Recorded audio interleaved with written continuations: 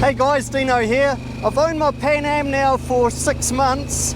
I've done 5,000k on it since I've had it. It's a 2021 model, and when I did buy it, or I actually traded my existing bike, which was a 2019 Street Glide Special. I traded that bike and got the Pan Am. It had done just on 20,000k. So now, after owning it for 6 months and doing some pretty good rides on it, I just want to go over the likes and dislikes about this bike. When I was thinking about buying the bike, I did a lot of research, as you do, watched a lot of YouTube videos,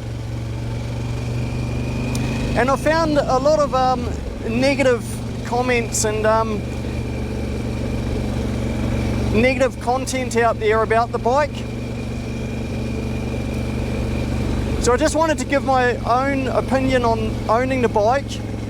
So I think just a lot of that content out there, it's just a lot of clickbait, to be honest, a lot of BS about you know, what people are saying about the Pan Am. I do totally agree. Earlier on in that first year, there were a lot of issues with the bike. There was a new model, that was to be expected. And I must admit, I was a bit concerned myself when buying the bike, how much of those theories are actually true and BS. I think the main issues I had originally were the software issues. So now that we're into 2024, so it's been 4 years of the bike, the new models, the 24 models, are pretty much the same as the 2021s, apart from colour differences and just some minor tweaks here and there. But the main thing is the software updates, because I know when I did buy this bike from the dealership, the salesman Mike did tell me that it had had all the recent updates, and if there were going to be any other issues, the dealership was happy to get them sorted for me. So let's go and find a place to park up the bike. I'll go through my likes and dislikes and we'll get into it. Rightio guys, well, let's start on the things I do like about the bike. So let's get underway. So let's start with the style of the bike and the colour.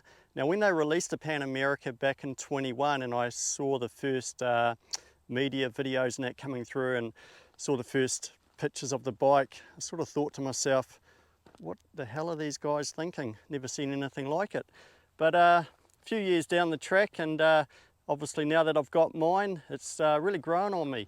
And personally, I do like the style. It's a lot different from the other adventure bikes out there. It's got this different front on it with the headlight, and I really love the colour of this model. So for me, the style is definitely a like for me. So number 2 on the list is the engine, the power.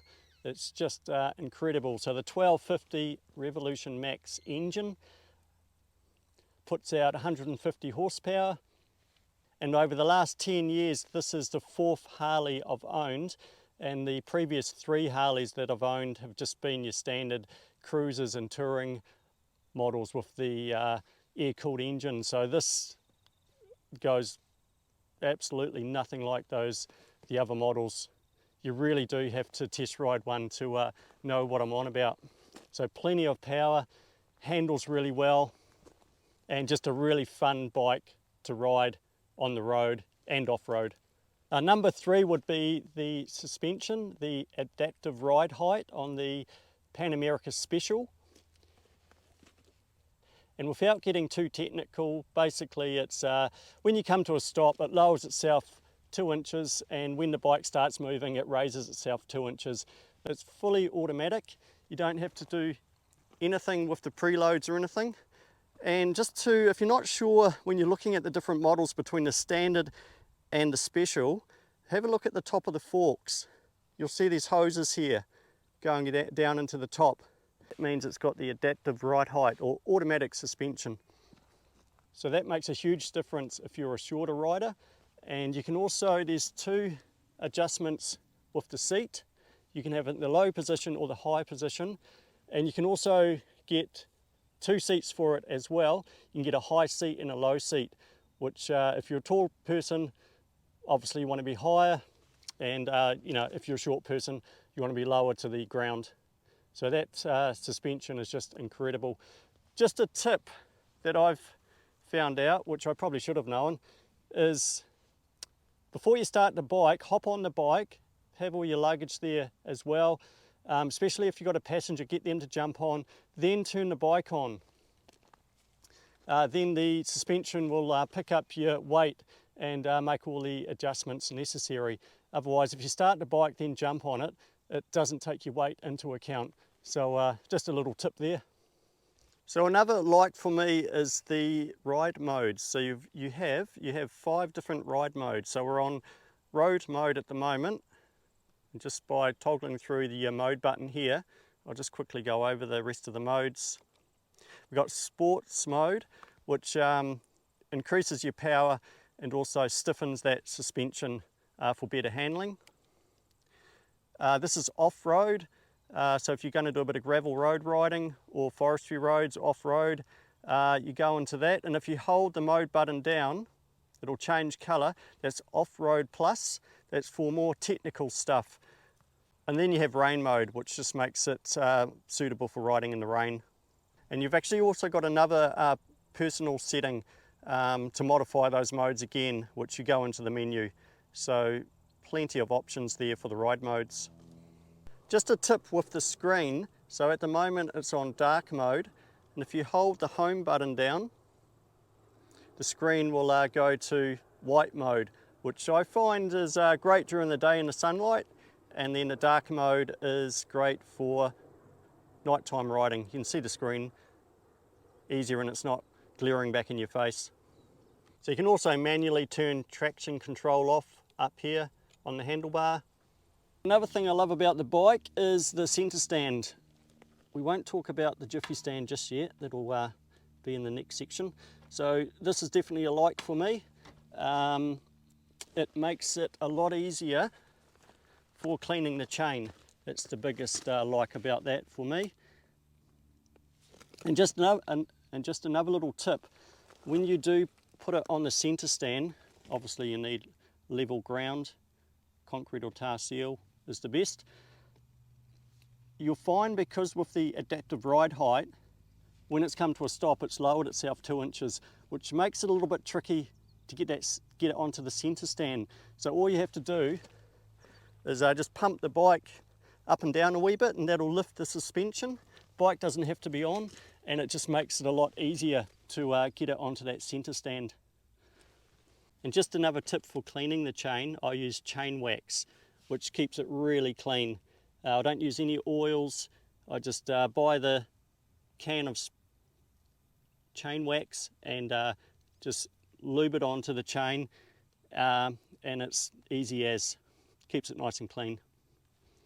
So another like I like about the bike is the, I call it hill assist. I don't think that's the technical name for it. But what that is you come to a hill, you pull the front brake lever quite hard, and that locks the bike, stops it from rolling backwards, and as soon as you put it in neutral and let the clutch out, it automatically releases and away you go. So I knew the bike had it when I first got the bike, but didn't use it straight away, and now I use it all the time. It's just a really handy thing to have. Another like is the heated grips, which is just this little switch up here. My previous bikes, this is the first bike I've owned that has the heated grips, and just another thing to keep your hands warm. I also have heated gloves, but that comes standard with the bike, so I think that's a good thing. Cruise control is another thing the Pan Am has. My Street Glide before this one had it. I think it's just good on the highway to have cruise control. Obviously you're not going to use it off-road, but again, it's when you're doing highway riding, it's good for that. So I'll just quickly talk about the muffler. So this is a Screaming Eagle muffler. So this is a not the original muffler, and as you know, when you do buy a new Harley, the first thing you do when you wheel it out of the dealership is you're going to upgrade that muffler or exhaust system. So this one sounds fine. There are lots on the aftermarket mufflers, and one thing I did notice with the guy before me, he took the baffles out. So it's not too loud. It's certainly not as loud as my previous bike, the Street Glide. In fact, that was a bit too loud. I had done the cams on that and got to the point where I actually needed earplugs. It was so loud. So this Screaming Eagle muffler, I like the sound of it, and it's a Harley muffler as well. Another like is the front headlight. The standard headlight here, I've only actually ridden it once in the dark. I found that was okay. I've read some comments that it's not the best, but I found it okay. But what I do like about this light up here, I call it a cornering light. Again, not the technical name, but that'll be close enough for this video. So when you're riding at night and you enter a corner, the light automatically shines on which lean angle the bike's on, so you can sort of see yourself going into that corner. So that's a big like for me. Okay guys, well let's get into the dislikes now. So I think the biggie, you'll probably, even if you don't know much about the Pan Am, you've probably heard a lot of comments about it, is the side stand or jiffy stand.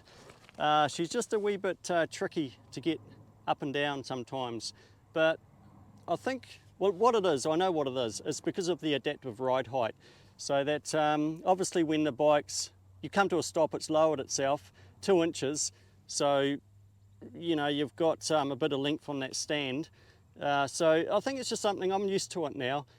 When I first got the bike, you know, first few rides, I thought what the hell's going on here, but you just got to make sure where you stop the bike, where you park the bike, just check the camber.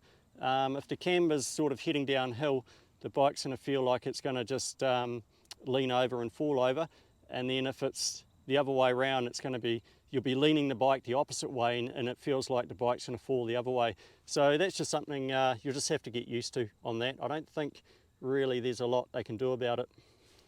Actually, while we're down here, I'll just quickly talk about the gear shifter. So I find occasionally it's when the engine's running, it's quite tricky to find neutral. I haven't had any issues with my previous Harleys. It just seems to be this bike. As soon as the engine's turned off, it goes in straight away. Doesn't happen all the time. I'm not sure if it's just this bike or other owners have had the same issue. So that's just a minor thing really. It's just that finding neutral. It doesn't like it to go first, click it up to neutral, it'll go straight into second. So like I said, it doesn't happen all the time. It's just a bit annoying occasionally when you're stopped at lights and that you can't get it into neutral unless you turn the bike off. Now this would have to be my biggest dislike with the bike, is the airbox placement. So the airbox, I've gone and placed it underneath the fuel tank, and I haven't given it a go myself to remove that tank, but I've watched a couple of videos and some serious stuff going on there to remove that fuel tank, that's for sure. So I think what I'll end up doing is I'll just take it in for a service to get that done. I don't want to mess around with all those hoses and cables and connections. So it's a shame they didn't somehow place it under the seat. That would have been ideal. So that's the placement of the airbox, air filter, when you need to clean it or replace it. Okay, another dislike is the infotainment setup or infotainment system. So nothing wrong with the display and those ride modes, that's all okay and it's easy to work through. It's just the GPS and the, so long story short is you need the Harley Ride app on your phone. It needs to connect to the Harley infotainment system to bring up your GPS and play music if you want to. So I've tried it all out, it works, but wasn't for me. It just seemed a bit of a hassle, to be honest. So I just have my phone, like most bikers do, connected to my center headset on my helmet, brings up Google Maps or Apple Maps, and you can play your music.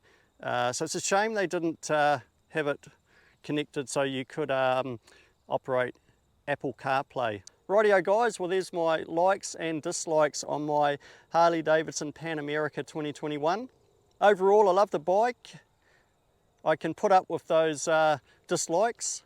Obviously no vehicle, motorcycle, car is ever going to be perfect. Just wanted to give you guys just a bit of a heads up to know what to expect if you do end up buying a Pan Am. Like I said earlier in the video, there's a lot of negative comments out there. Probably a lot of clickbait, to be honest, a lot of BS. I know those guys that have had them maybe in the very first generation, 2021, that were pretty pissed off with it all, and I would be too, you know, buying a brand new bike. And the dealerships too were just learning back in the day, I suppose. They were trying to figure out all the issues. But yeah, now that the bike's been on the market for 4 years, I think they're doing a really great job with the bike. Alright guys, well if you enjoyed watching my video, give us a thumbs up, hit subscribe if you haven't already, and we'll see you on the next one. Cheers!